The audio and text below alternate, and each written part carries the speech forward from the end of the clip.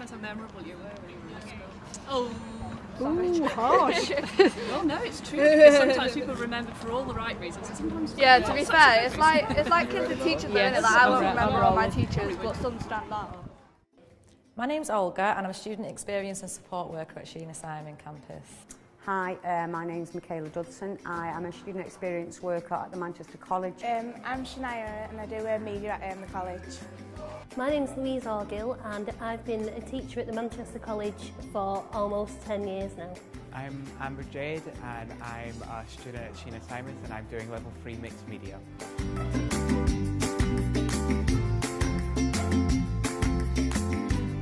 Being a woman in Manchester, I feel, gives you the opportunities to progress, to go up the ladder.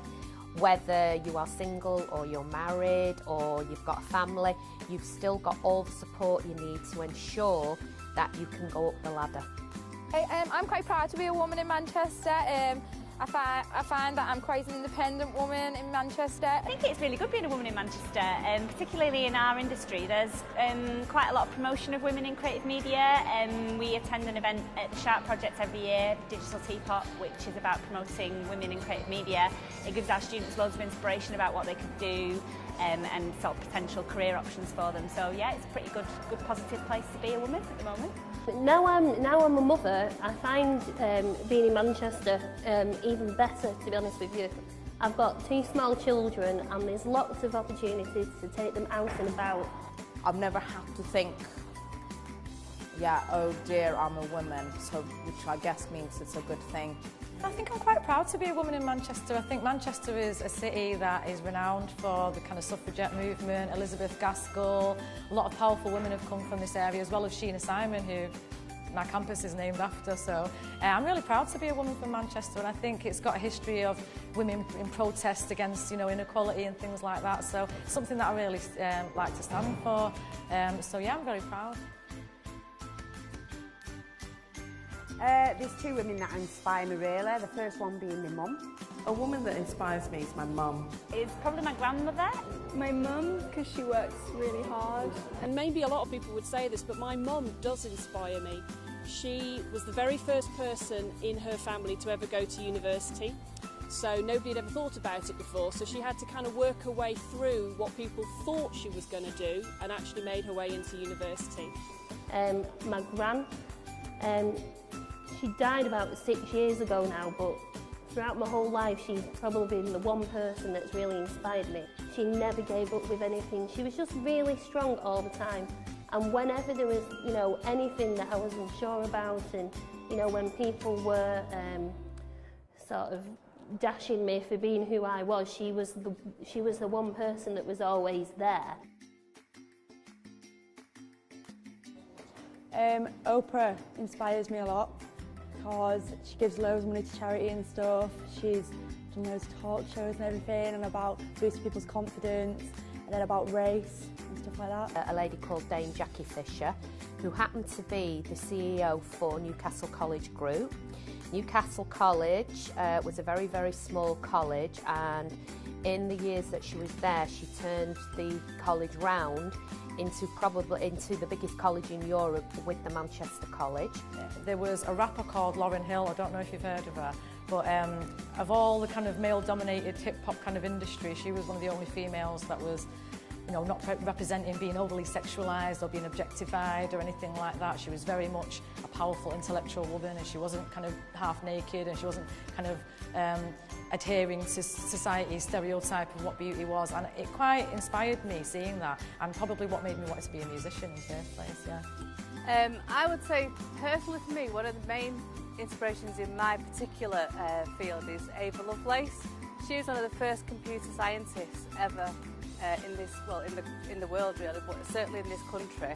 And she was actually one of the first women to be recognised as being like a professional person within technology.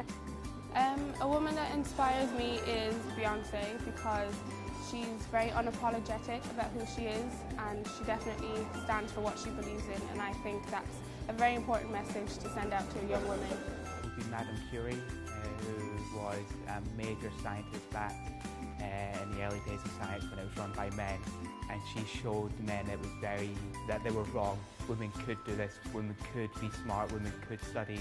Maya Angelou, who is a poet but also has lived various lives as, you know, she was a dancer, kind of from the United States under very extreme times in history. She was a lone parent, so kind of has faced a lot of adversities and has kind of come through it.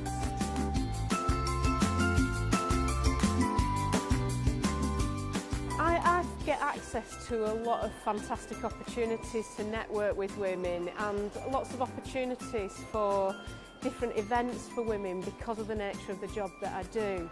But what I guess is that there are some women in Manchester who feel much more marginalised perhaps than I do. And I think making sure that there are opportunities for women from all different communities where there may be barriers is probably the key to improving opportunities and improving life for women in Manchester. I think people just need to be more respectful. I think it is generally down to respect, and I think just because a woman dresses a certain way doesn't mean you have to approach her or speak to her in a certain way.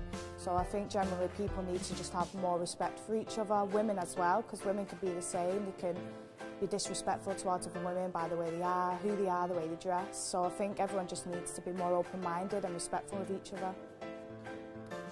If I'm comparing it from where my formative years are, I think there's a lot of opportunities available, but sometimes they're quite hidden and you can't really see them. It's just making me maybe more transparent and more open, that you can say, right, this is an opportunity for a woman to develop and to grow and to learn and to strive from there. For people to learn that they should respect women more and to put that into practice. A lot more respect for not just normal women, but for women of different cultures, women of subculture, you know, gothic people, people that are in the emo scene, and people who are in the trans scene. Just a little more respect for who we are and what we're trying to do. Again, education for girls to kind of understand their worth. I think that's quite a big thing, but that's more nationwide as well. I wouldn't just say it's Manchester.